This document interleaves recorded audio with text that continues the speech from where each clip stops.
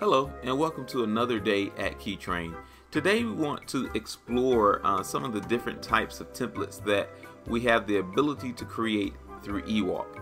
Well, let's go and look at some pre-existing templates. From the setup menu, I'm going to click on my templates tab, and these are all of the templates that have been created so far. So let's look at September's template. When I go to September's observation,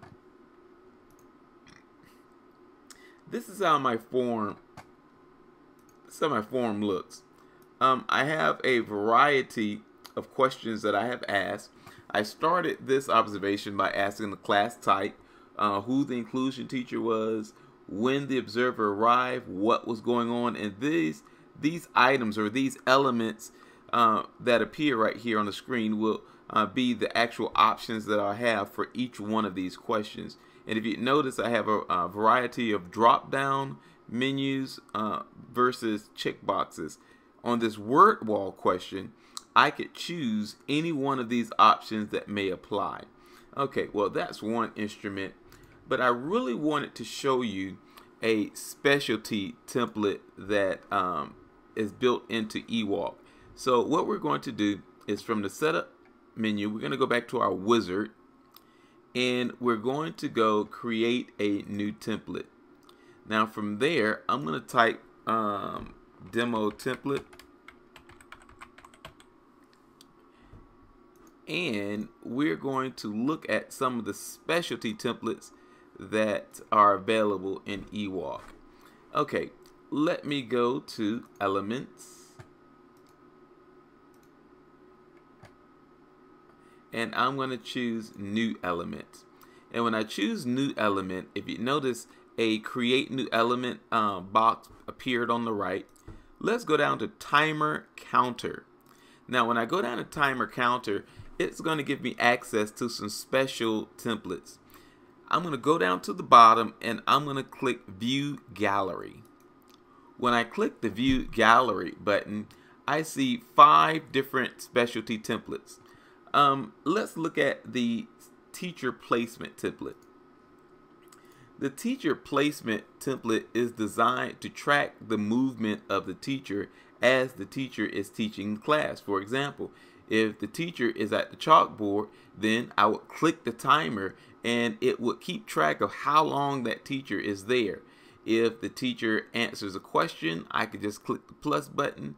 If the teacher moves around the room, I could track how long the teacher is based on where the teacher is located in that room.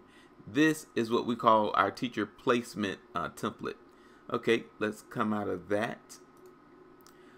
We also have a rubric formed or styled template. Here I could arrange my observation in 4 quadrants and create a rubric to my choosing. I could put anything I want to in rubric 1 versus rubric 2, 3, and 4. And I could assess the teacher based on an evaluation of my design.